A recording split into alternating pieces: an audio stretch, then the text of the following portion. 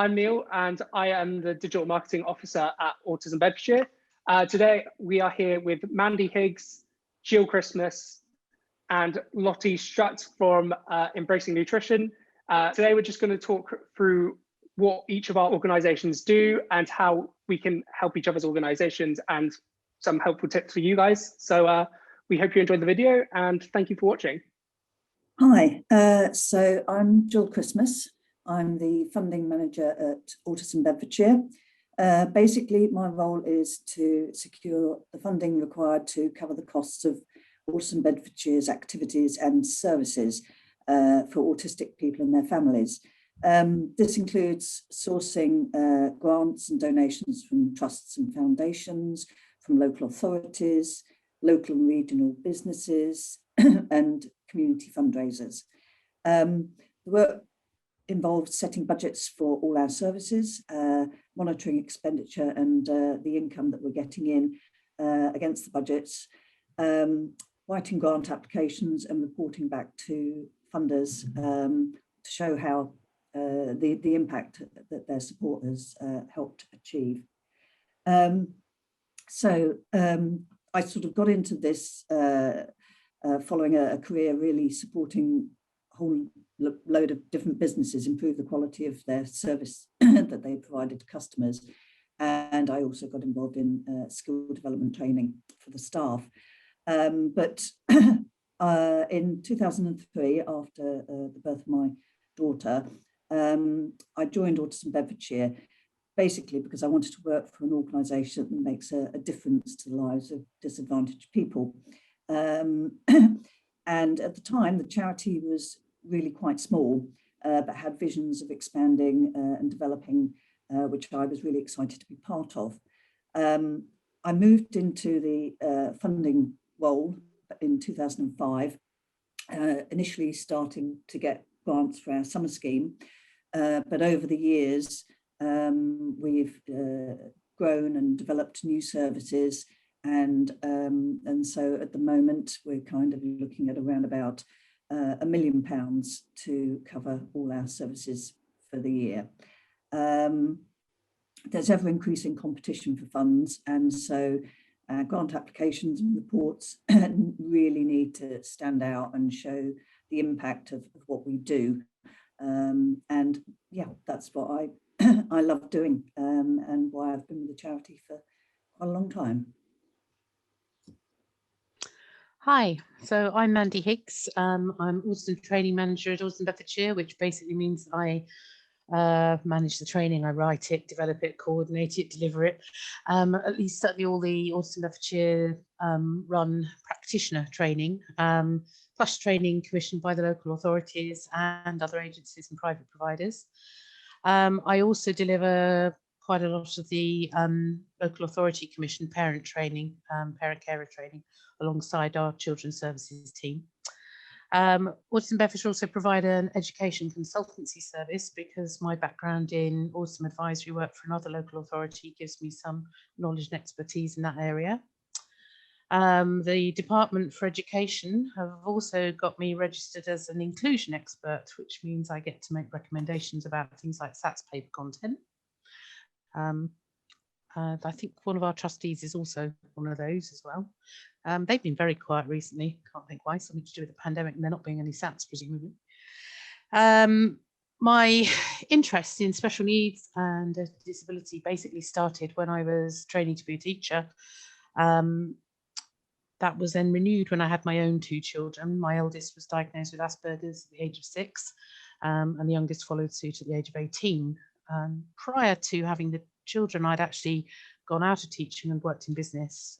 So I'd done marketing, direct marketing, conference organisation, event management, that kind of thing. But then I came back into teaching after a lengthy spell being a teaching assistant. And I did some independent parent support work as well at the Bedfordshire Parent Partnership Service when it was first created. But also I completed a postgraduate certificate in autism and Asperger's syndrome in 2005. And I landed my dream role, which was autism advisory teacher in 2008. And I'd still be there, but they the local authority in question, not Bedfordshire, chose to make us all redundant in 2012. So I went independent and then started my part-time training delivery role with AB. And that role has increased substantially over the last 7 years. Yeah, there's a lot that we have to do, and I am only term time, and I'm rather glad that I get the summer holidays to recuperate. Hi, so I'm Lottie Strutt. I am working for Embracing Nutrition with the speciality skill set that I've got a fellowship in ADHD and ASD.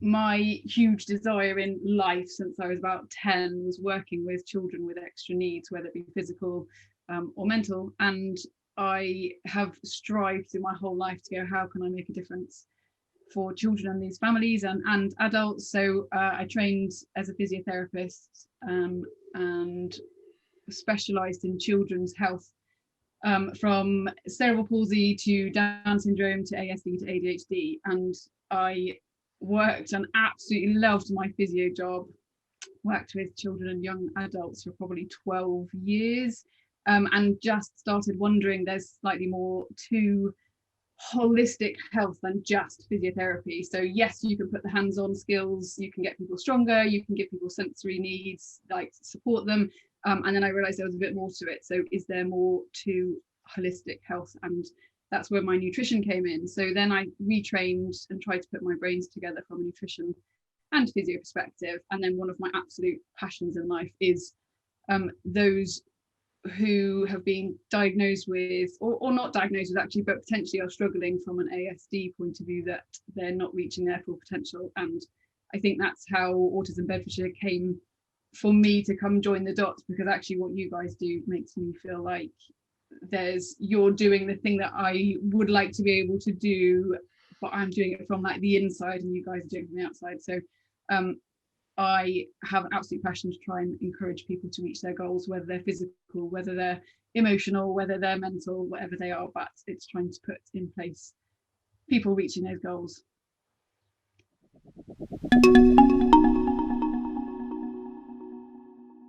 So obviously it's really important for you and I are different companies, and it's important to understand a bit about what we both do. So just out of interest, it'd be really important to understand like why you guys went into specialising in the areas that you did. Well, for me, what really motivates me to do what I do is the fact that most autistic people share the same dreams and aspirations and hopes as everyone else.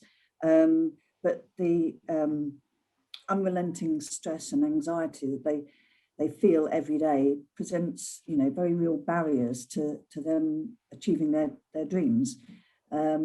Just like anyone, they want to make friends and do well at school. They want to fit in, get a job, live independently, and to be happy and fulfilled in their lives. Many just simply want to be not to be seen as silly or weird. But the reality is that because of their anxieties that they feel every day, they may behave in odd ways, that other people won't necessarily understand, because autism is a hidden disability. You don't look at someone and know that they're autistic. And so the public can be very judgmental of any unusual behaviour.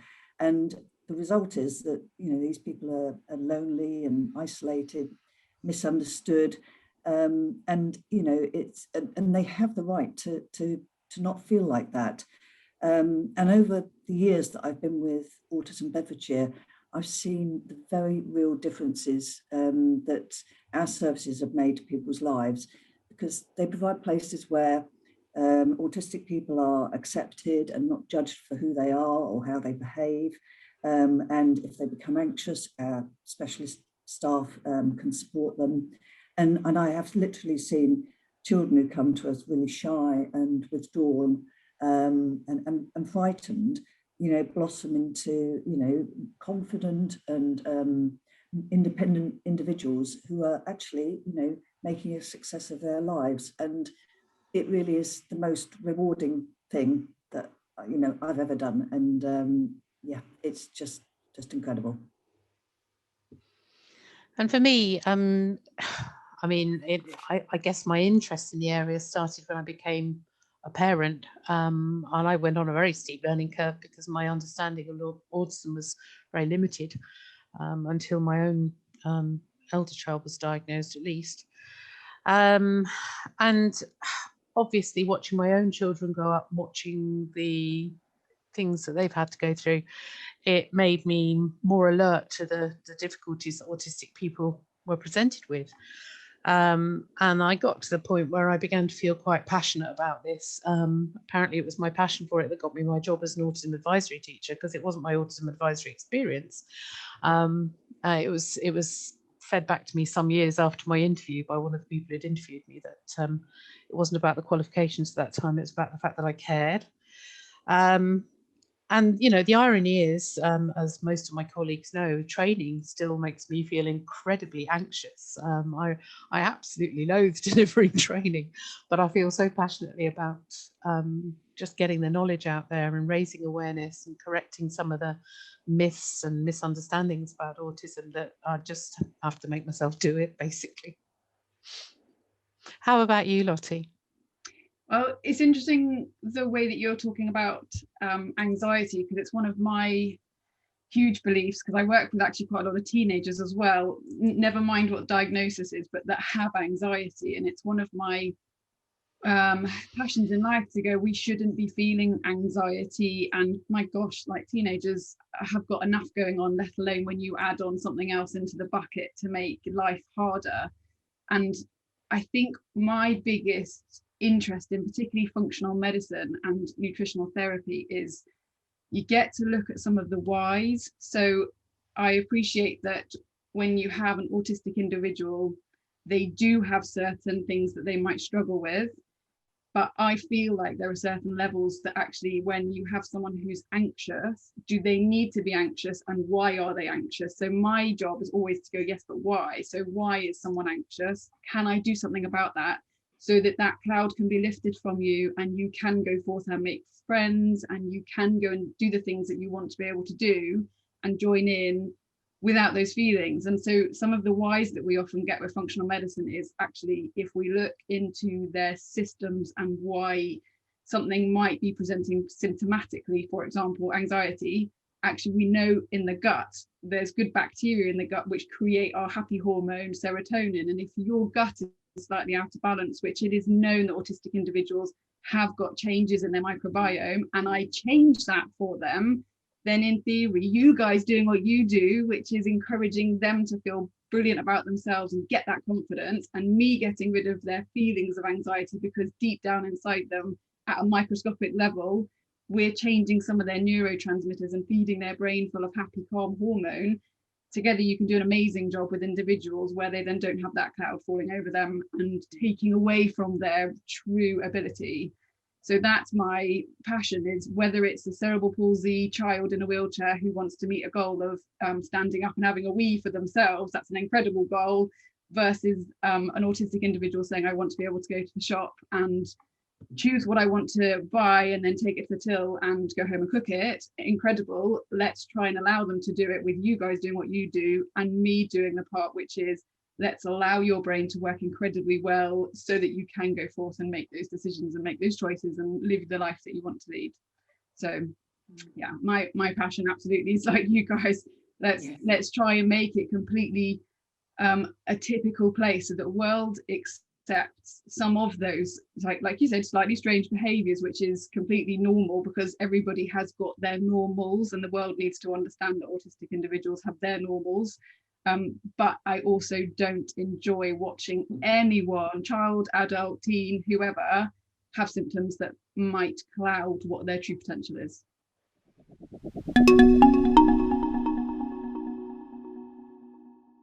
So what are the most common challenges that your clients face, Lottie?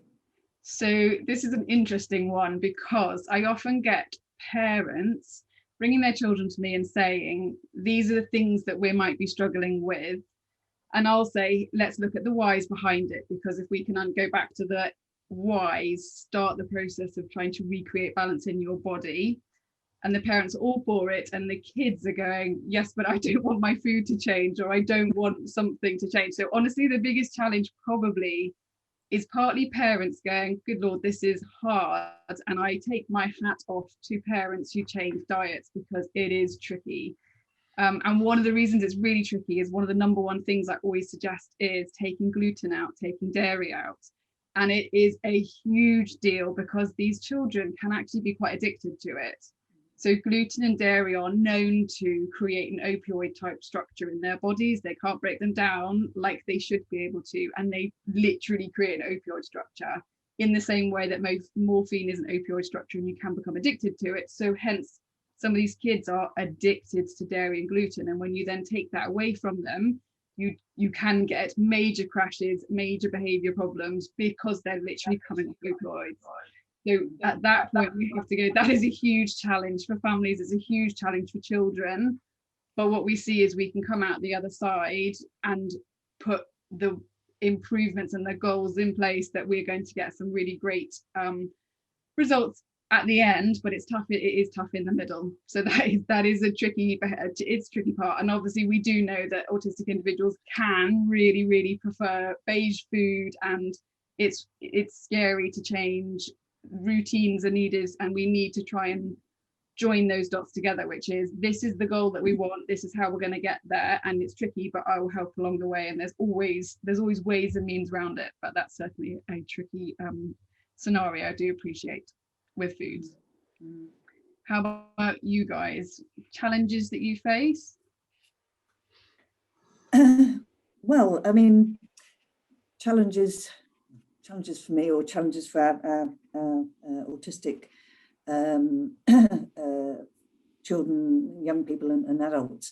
I mean, the difficulties they experience, and Mandy will probably sort of fill in a bit more, but sort of difficulties understanding, interpreting and processing language, whether that be verbal or non-verbal, and you know, sort of, which presents a huge barrier when you think of how much, you know, information that you are taking in when speaking to somebody or listening to somebody. You know, there's visual and there's audio, and it's the National Autistic Society sort of talked about a too much information campaign, you know, and they're just overwhelmed by all of this.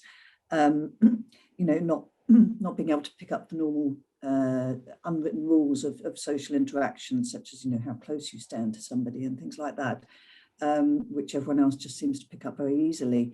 You know, recognizing and understanding feelings, all of these kind of issues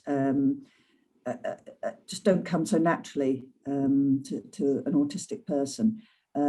As you say, you know, difficulties in coping with change, and so changing a diet, very much so. You know, they like to have the same sort of foods, you know, and again, Mandy, I'll leave you to talk a bit more about that, but certainly my experience has been that an awful lot of autistic people benefit from having gluten or dairy removed from their diet, and certainly that's one of the things at our groups. If we provide refreshments, they are, you know, gluten and dairy free. But Mandy, you can probably add a bit more, really.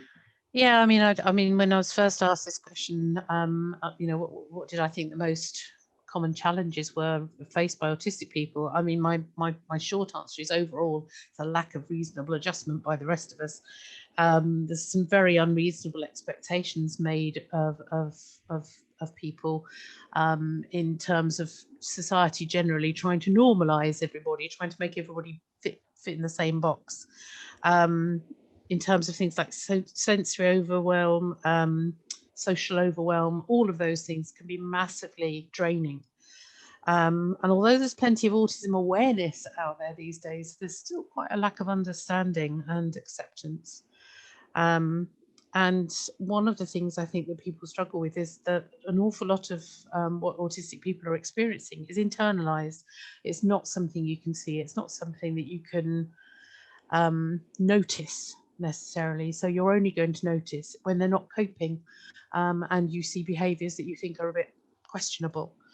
You mentioned, for example, change. I mean, unexpected change for a lot of autistic people can have a massive impact on their levels of anxiety. Even change that's predictable and expected and that they've been prepared for can have an impact. And there are, schools of thought out there at the moment that one of the reasons that I think it's something like 70% of autistic people go on to develop a coexisting mental health condition is because the uncertainty and lack of preparedness for uncertainty is something that leads them to have increased levels of anxiety throughout their life. And so if you can identify autism early enough and get them used to the idea that actually change can be a good thing and change can be a fun thing and an enjoyable thing, you could mitigate against some of them developing some of the mental health needs that they end up with. And that's just one theory. I mean, there's so many links as well between their sensory experience and anxiety. And I know certainly when it comes to food, until recently I was delivering a training on autism and diet. We've just changed it to autism and sensory processing now. But one of the key things I discovered when I was researching that training is that when it comes to diet, it's not just about what the food looks like, it's about what it smells like, it's about what it tastes like, it's about how it's packaged, it's how it's laid out on the plate, it's the texture, the smell, everything. And all of the things that you and I don't really think about, even something really simple like you might offer an autistic child an apple and they're going to go no because you're holding a green apple and they don't realize that that's the same as a red apple, and that's not an apple as far as they're concerned, because all the apples they've ever eaten in their life have been red.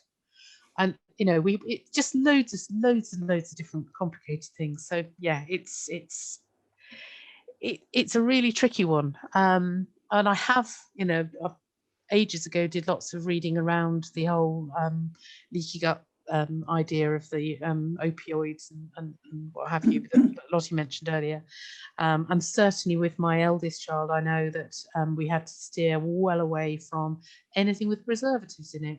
Gluten and casein didn't seem as much of a problem, but anything with preservatives, and my child would literally just turn into sort of just shut down. They used to call it Sausage Wednesday at school, because when they gave her sausages, she just used to zone out for the rest of the afternoon. So they started giving her fish fingers instead, which didn't go down terribly well with her because she loves sausages. But there you go. She's going to love something that makes her feel unusual. So yeah, I do think that it's an interesting area, and I know that diet can have a massive impact. I think it's also really interesting when you talk about stress. I always speak about stress because I think the typical thought process around stress is very much like, well, what have you got to be stressed about? We're the ones paying the bills, or we're the ones having to go to work. And what we so need to try and spread the word and concept is actually when you are stressed by the hand dryer noise or the light or the touch or the smell, your stress response is huge constantly all day long. And then we wonder why these children are in fight and flight. So they're in stress response all the time. And we know the stress response can lead to longer term problems, more, diagnoses of something else that goes on, like you were saying, from a mental health perspective, but also trying to understand that actually stress is incredibly damaging in theory for our gut lining, for our brain, for our neurotransmitters. And we do wonder why you then see what we call behaviors, which is the bucket's overspilled and I can't cope anymore because that noise was too much, that smell was too much, that apple was a different color. And we need to try, and that's where I come in and go, let's also obviously do what you guys are doing, which is how do we make this that we're going to learn how to manage change, but equally I'm going to say, how do we manage to encourage your stress response to come down, which is we can use supplements that are beautiful and calming, we can use anxiety techniques with them, we can use, like you're doing, sensory.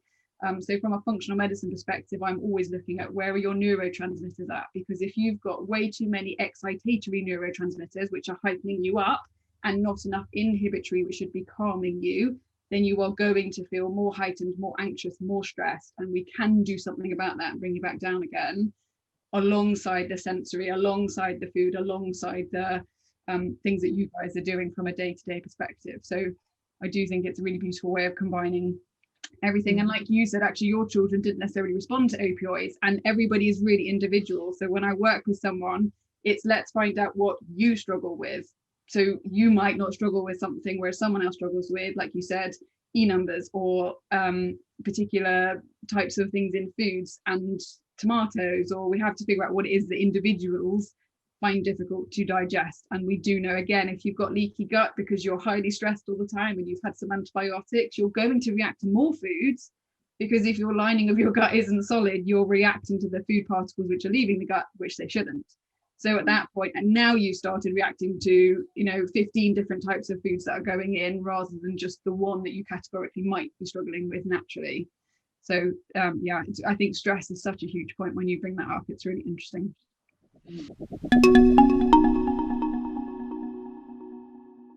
I think the one thing I'd say about mental health is the absolute need to have a very individualized and personalized approach towards it.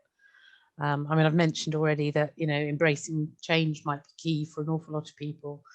But we also need to know what else might be underpinning those needs. I've worked with both children and young people and adults who've presented with a variety of mental health difficulties. And it's very much about looking at the way that's presenting and understanding what's underpinning not just that, but also underpinning it from the autistic perspective. So the things that we don't necessarily automatically think of, but that are unique to that person.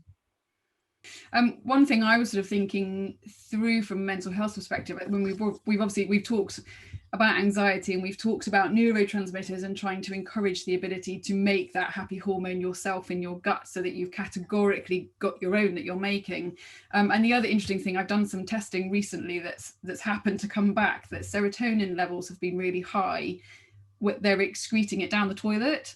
So we are measuring it coming out in their urine. And then I'm thinking, well, no wonder why your brain isn't feeling particularly calm, because actually your serotonin and happy hormones currently going down the toilet, because you need certain B vitamins to be able to create that serotonin and get it into your brain to help you to feel calm.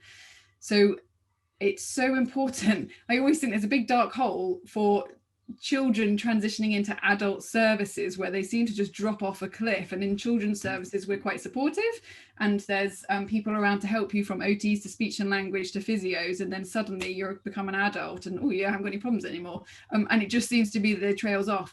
And what I tend to find is it is the more teenage adults that are then struggling with mental health because they haven't been supported properly. And that's where I feel like it would be fantastic from a functional medicine to shout from the rooftops. Actually, if we get your gut into a really good place, that you're creating neurotransmitters yourself, you're getting it into your brain to help you feel nice and calm, you go forward into adult life with your gut doing the job it's meant to do, and hopefully then reduce our mental health problems.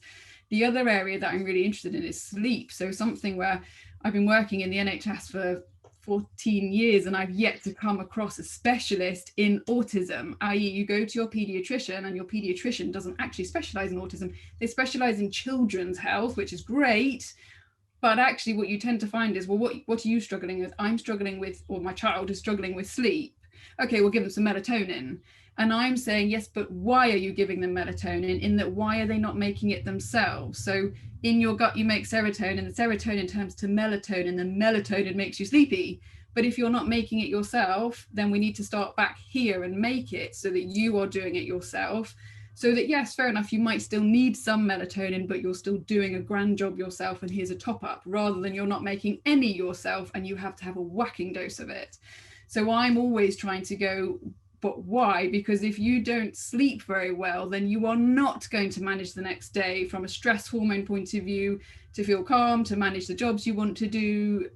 And no wonder why, again, we end up with mental health as a result, with a bucket overspilling and I can't cope anymore. So there's so many different aspects and areas that are interested to look into. Sleep's certainly a fascinating area. I know there's a lot of research out there, and there is a very sort of widely held belief that a lot of autistic people struggle with their circadian rhythm. Anecdotally, I've known no end of people who much prefer to be nocturnal. And when you think about it, they become self-fulfilling, because of course at night, there aren't the social demands, there aren't the expectations placed on you. You can pretty much do what you want, and if you're really lucky, your parents will see through it. You know, I mean, I've got my eldest lives at home, and a lot of her social life at the moment is online, as it is for most of us during a pandemic. And the one thing that we have noticed is that her circadian rhythm's been slipping a lot, because she's socializing with people in Canada and America, and so, you know, it makes more sense for her to be up at that time of night, but it's then getting out of that habit is really, really hard. It can work in a positive way. My younger daughter is actually working for the ambulance service now, and so she does shift work, and she can adjust to different shifts really easily, much better than some of her neurotypical colleagues. So, you know, it can work both ways, but it is an issue. And it always worries me when people take the children off to sleep clinics and come back with all the standardized advice for typical children. Some autistic children need noise in order to be able to fall asleep, or they need vibration, sound, you know, all of that kind of thing going on in the background, all of the things that the sleep clinic is saying, oh no, take those things out of the bedroom. And actually, you know, my two both go to sleep listening to ghastly YouTube gaming videos, which I don't understand how anyone can go to sleep listening to that, but that's what they need. And you have to accept that difference, I think. Yep, and find the individual that what they need is the thing that they need. So yeah, absolutely.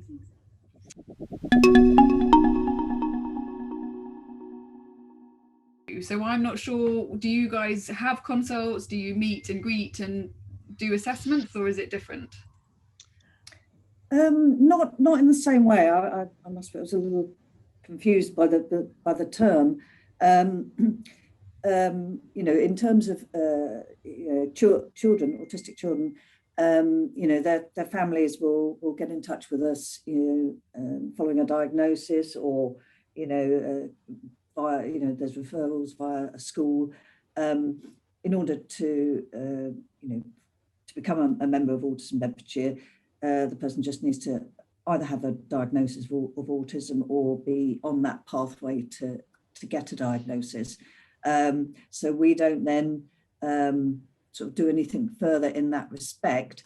But what we do try and do is then find out as much as we can about each individual child, and the support that we provide through our services is very much tailored to each child. So the staff who work with them know very much what their dislikes are, what their likes are, you know, what might cause them to you know, perhaps go into a meltdown, what calming and soothing steps they can take.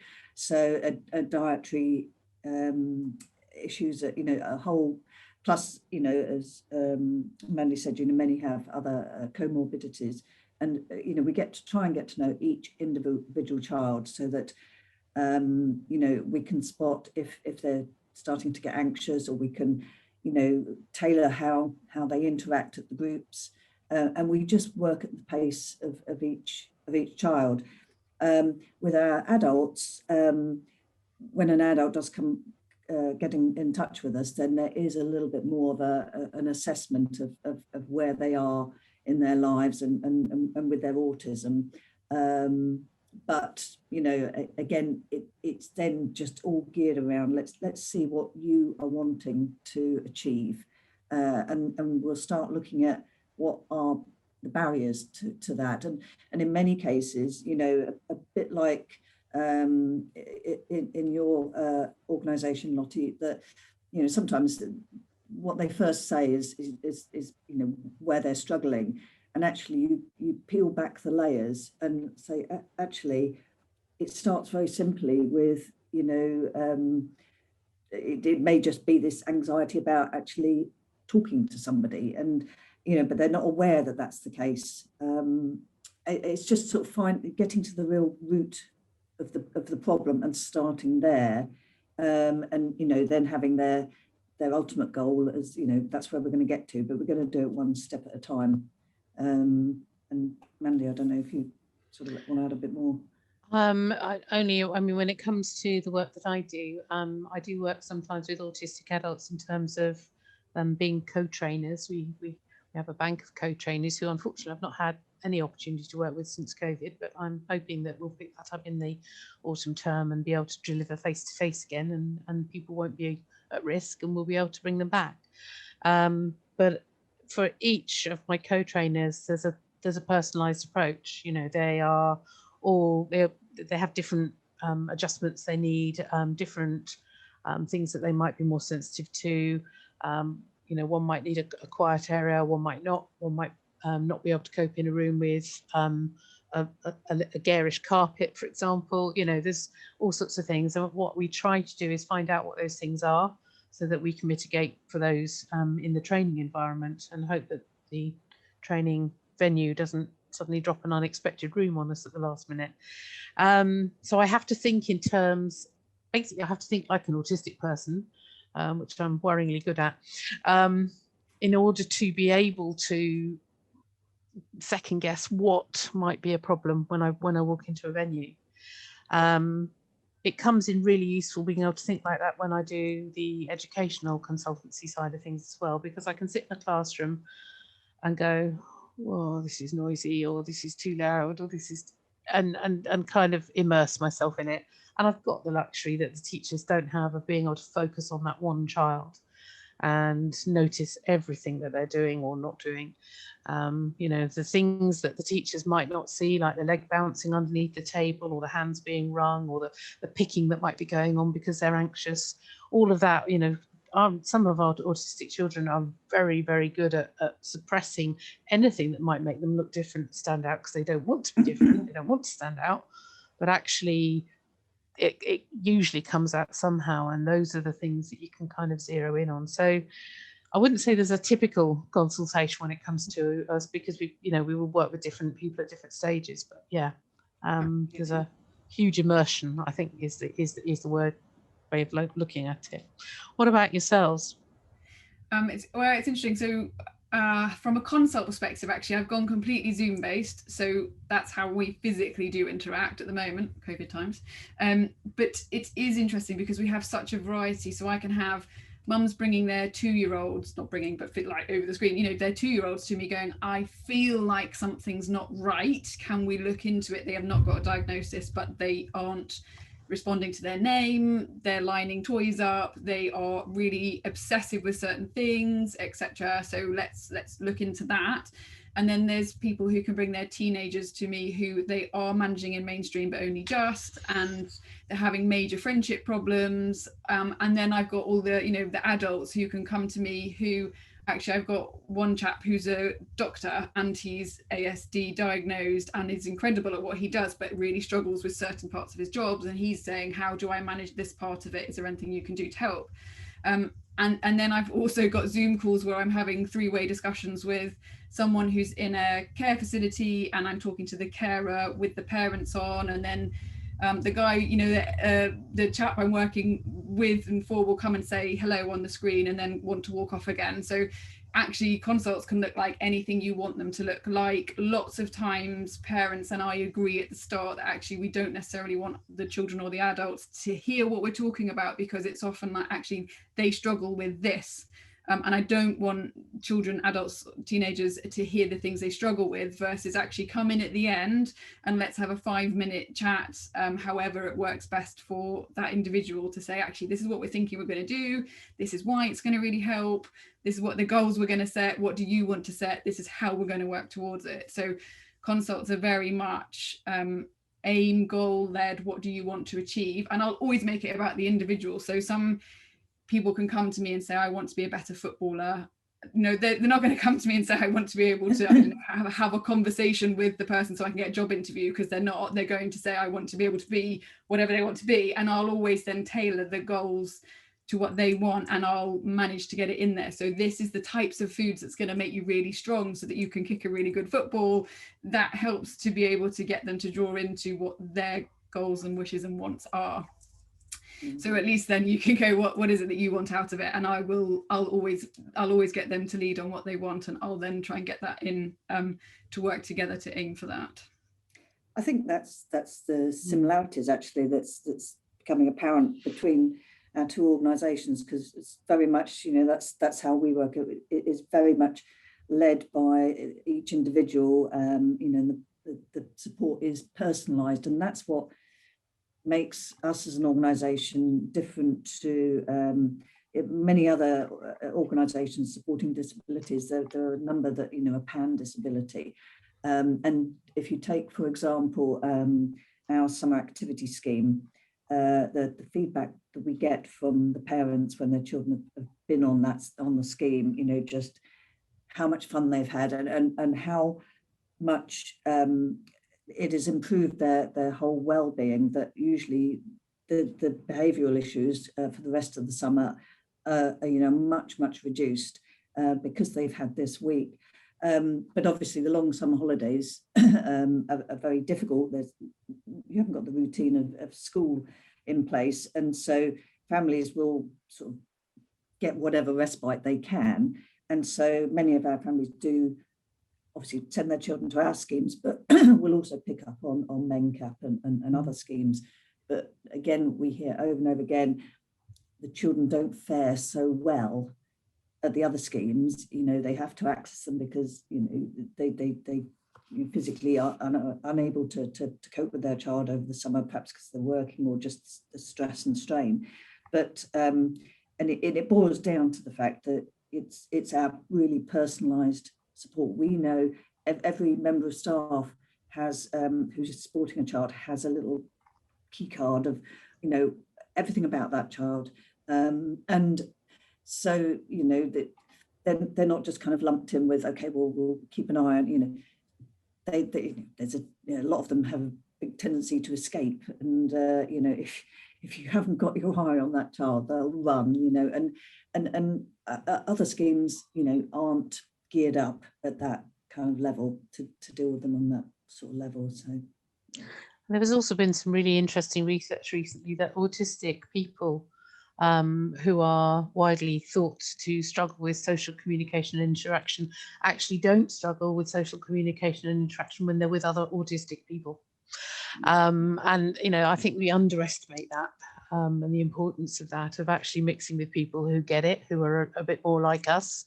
You know, we all do as adults, we gravitate towards people who are a bit more like us, no matter what our neurology. And I think that's something that we can't underestimate. And I think the other, and this is slightly going off topic, so I apologise, but I think that one of the benefits of the pandemic is that it has shown the rest of society what it's like to live with that perpetual uncertainty and anxiety about what's happening next, and unpredictability, and, you know, dates constantly changing, goalposts constantly moving. And one of the key messages that I'm now trying to get across when I deliver training to practitioners or parents is, think about how that made you feel. Your child or your client or whoever it is you'll hear about has been feeling that probably for most of their life. And you've just had a little taste of what it's like to feel that sort of general uncertainty. Imagine living with that all the time, and they're kind of like, oh, I've never thought about it like that. And it is like that, you know, that sort of not really knowing what's going on kind of thing. Yes, it's so true, isn't it? You really do need to put yourself into other people's shoes. That sign that says walk a mile in my shoes and then come back to me.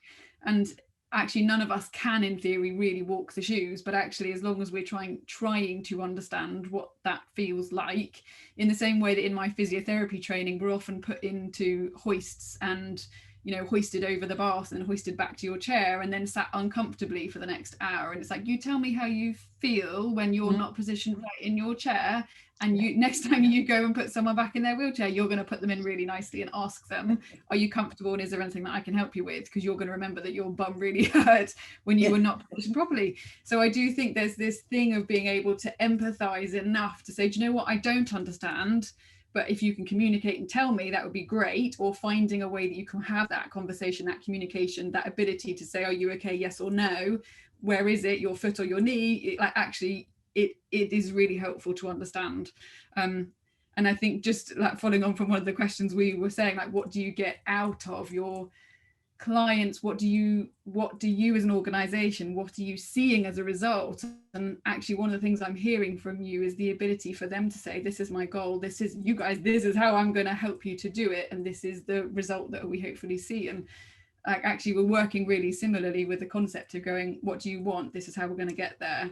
And I had one mum come to me the other day, and her little girl was non-verbal, and she was in a mainstream school at the moment but was going to get pulled out of it, and her mum was saying, I want her to not bite her friends, I want her to not poo smear, and I want her to be able to communicate to me what she wants, because it creates such a difficult environment even when I'm pulling out 15 different cereal boxes for the potential for breakfast of what do you want. And obviously that little girl can't tell me that that's what her goals are, that I don't want to bite and I don't want to. So we've got to work together to try and understand that, but we've got to reduce her feelings of what I can see that she might be feeling, because that's how her behavior is coming out.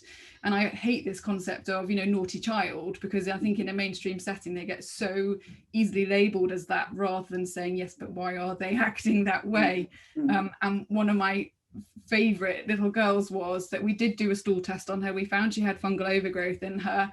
We got rid of the fungal overgrowth, and her poo smearing stopped, her biting stopped, and she was starting to communicate again and be able to at least make a decision between two different types of breakfast, which helps mum to be able to feel nice and calm, to be able to get her to school on time, and then your day progresses easier. So it's that thing of going, what is your goal? It might be to be a footballer, but let's you know, start with what you want, what parents want, try to join it together and create the outcome where someone's then managing to have the environment, the life, the choices that they want. Absolutely.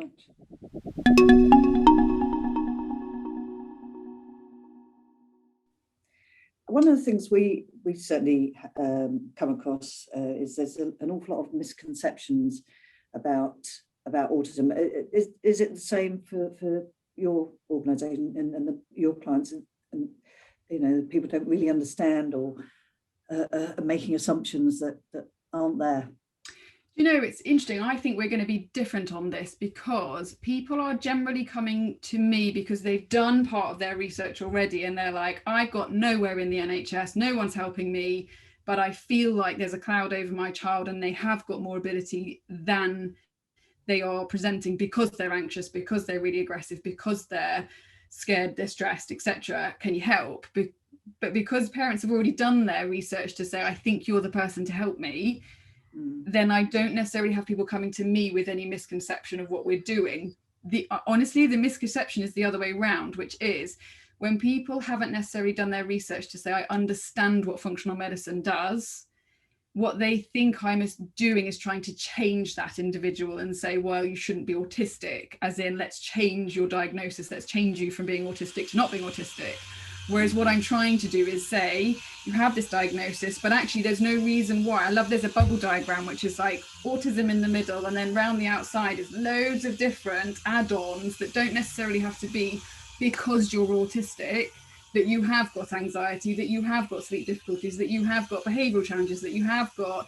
So I'm then trying to go, let's get rid of all these bubbles that are around the outside, which are not necessarily an absolute for autism, so that you can do the thing you want to do. Whereas I find occasionally people are thinking that I do want to change them and that they shouldn't be in the world. Whereas I'm like, we need autistic people in the world, because there are certain things that they can do far, far better than we can. And one of, I had a chap who had got cerebral palsy, but he'd got ADHD and autism, and he found his absolutely perfect job, and no one could do it better than he could, because he was the person who cleaned the instruments for surgery, which is obviously imperative that you do it properly. He counted them in, counted them out, and he was the best person in that department, and they were his skill sets, and he loved it. And at that point you go, we need to join the world to autism, so that we can provide, and the world understands that this is how we are, whether you're neurotypical, whether you're neurodivergent, but that actually all together we are completely who we were meant to be. But let's get rid of the things that are making you struggle. Yes. I think that's very much you know what we find, and yes, we're as an organisation, we're very much of the view that yes, we're not trying to make these people not autistic or to change them. and Mandy plays a pivotal role with the training of, is trying to educate people to understand that the kind of difficulties that these people face every day, and it's just making usually quite small adjustments to things that will suddenly make their lives a lot better. And yeah, well, you again, Mandy, you're better placed to answer. I think so much of my training at the moment is about dispelling myths, because people have got a historical understanding of how we used to think about autism, and that's evolved and changed so much over the years. All the old things that were said about theory of mind have kind of almost been debunked, and we now see that it's actually called a double empathy problem. You've got autistic people who think differently to, for want of a better word, typical people, and actually neither of us is wrong. We're different, and we both have to look at it from the other person's point of view. And if you have the capacity to see it from someone else's point of view, then that's what you should be doing, not expecting them to come up to whatever it is that you can do. Things like eye contact as well. I mean, historically, we used to teach eye contact. We used to say to autistic people, look at the brow of the nose, or look beyond the ears. And actually, we shouldn't be doing that, because if an autistic person is thinking about their eye contact, they can't hear you. They can't process what you're saying, because all the energy is going into, right, I've got to maintain the eye contact. Oh, is that too much? Is that too little? Should I blink? And why should you? If that's something that's going to increase their stress response, why should you have to do something which is a typical norm in the world to make someone else feel better? Because that's not about the autistic individual, that's about the other person feeling more comfortable. Absolutely. So at that point, you need to ask the question, which is that for your benefit or for my benefit? And if it's for my benefit, please don't do it, because I'm fine. Yeah. Yes. Well, one of the courses. Oh, sorry, Jill. No, I was just gonna say that actually one autistic person said, you kind of think it's weird that I'm not making eye contact. But I find it very weird that you should want to stare at somebody's eyeballs all the time. It just doesn't make sense, and it kind of And one of the courses we run on autism and behaviour, is based very much on the premise that if a behaviour isn't illegal or harmful, why are we stopping it? Because if we try to just stop a behaviour without understanding where it's coming from, and it's not doing any harm, and it's not, it might be unusual, but it's not dangerous, then, question why we would be doing that in the first place. But if we absolutely feel that a behaviour does have to be stopped because it is harmful or is potentially illegal, then we have to replace it with something else. We can't just stop a behaviour. Sanctions don't work. Behaviours are generally, driven by something, a need or a want. So yeah, absolutely. And going back to what Jill just said about the eye contact, the other thing that autistic people really struggle with is small talk. And as one of our adults said to us fairly recently, why are you all so obsessed with the weather? True. Yes, very true, very true. Something else I think is important just to throw in there from a misconception point of view in nutritional therapy is that I often get people saying, I don't have a diagnosis, or my son or my daughter doesn't have a diagnosis, can you still help though? And that's where we're trying to get the concept of saying there's a spectrum, just like there's a spectrum of everything. From a physio perspective, I'm going, there's a spectrum of hypermobility, there's a spectrum of things you're going to struggle with. And actually, if you're on the start of the journey, which is, I don't know whether they are or they aren't, or actually the NHS has dispelled us and said, no, there's nothing wrong with you, go away and just manage it, or they're a naughty child. And at that point, I'm saying, but something is making them feel the way that they are and present the way that they are, and if they can't sit still at school and concentrate, then longer term actually you don't know where that's going to end. So does that end in them, I don't know, not being able to fulfill certain criteria and not be able to get grades of some variety, or tick the box to be able to say, I can do my driving test, I can be independent? Then actually let's start back here and say, no, you don't need a diagnosis, we can work with you no matter what. And I appreciate when it comes to funding and when you're trying to get someone onto a scheme, occasionally you do need the diagnosis. To me, I do not mind what a diagnosis is when I'm working with someone, because what I'm always doing is looking at that symptom, that person, that individual, that feeling. So I always think, actually, let's kind of try and step away from diagnoses wherever possible, because it's the individual that really matters. The adult autistic community would love to step away from diagnosis. There's a lot of argument going on at the moment for the fact that autism shouldn't be medically diagnosed. It should just simply be identified so that people's support needs can be identified so that you can move on. But unfortunately, we do live in a society where if it hasn't got a label, it might not be eligible for funding, it might not be eligible for certain levels of support.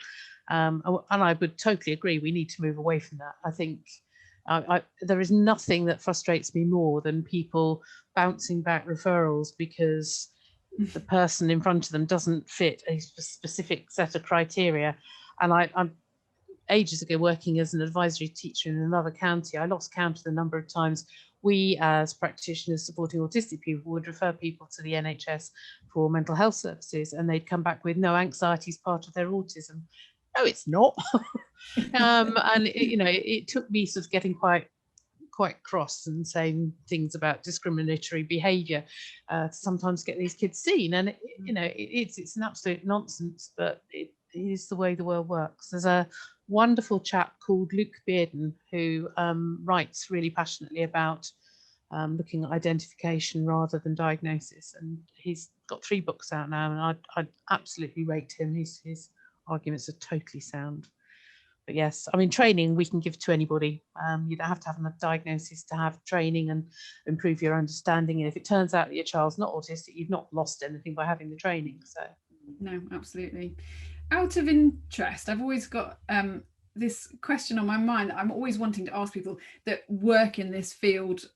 If you could give the world a gift in terms of saying, if that could stop, the world would be a better place, what would your gift to the world be to start understanding and start doing? Oh,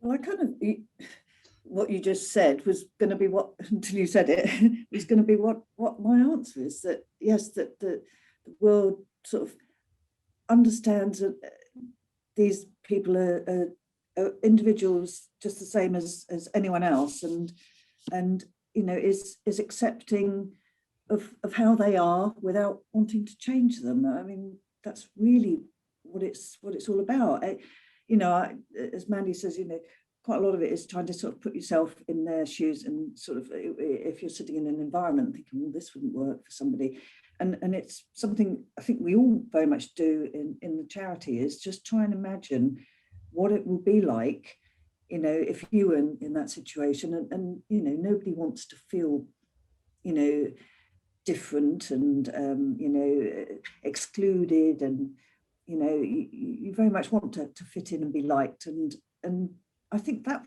would be what I would want the world to see, to give to the world, to say, just imagine what it would be like, and treat these people with the respect and patience and whatever that they deserve. That's really, it's about tolerance as well, isn't it? I think, and tolerance of difference, not looking at people quizzically because they look different, trying to re-educate ourselves to all be a little bit more polite on that front, and that goes for all difference, but I think tolerance and understanding is what I'd like to see more of.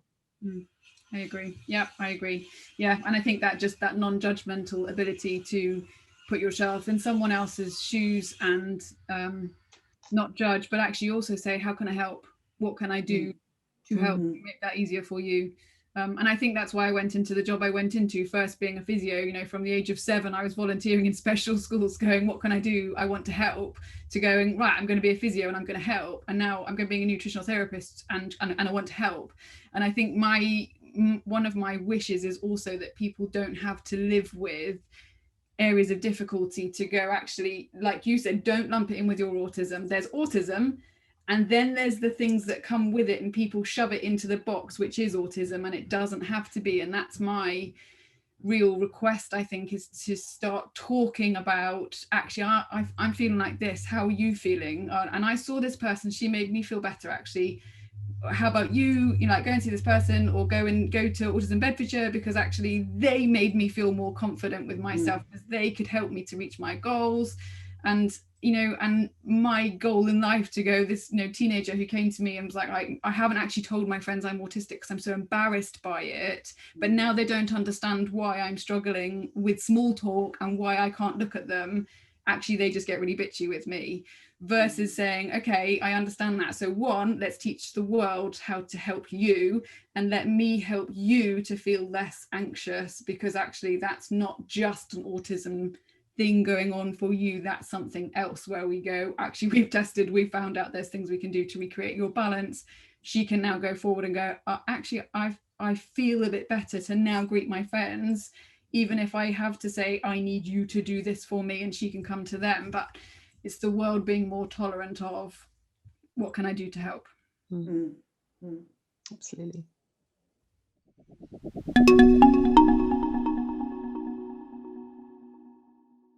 If you want some more support, you want to come and talk to somebody, obviously if you want to come talk to me, Embracing Nutrition, I'm always open to people Facebook messaging me, emailing me, picking up the phone. I believe my information is here, so if anyone wants to come and talk, I'm at lottie@embracenutrition.co.uk.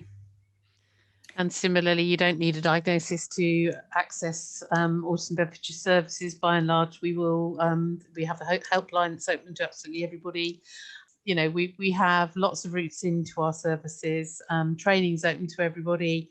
The helplines are open to everybody, and then for more specific services, then yes, we might ask for a diagnosis for some of those.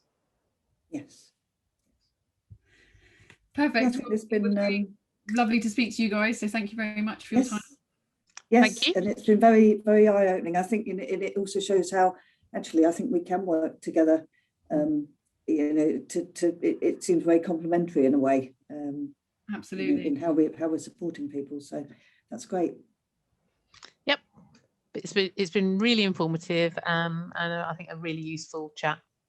Yeah, absolutely. Yeah, thank you very much, guys. It's been really helpful for me as well, just to even speak to somebody who's got the same thought processes but just comes at a slightly different angle. Yes, Thank indeed. you. Yes, thank you for your time.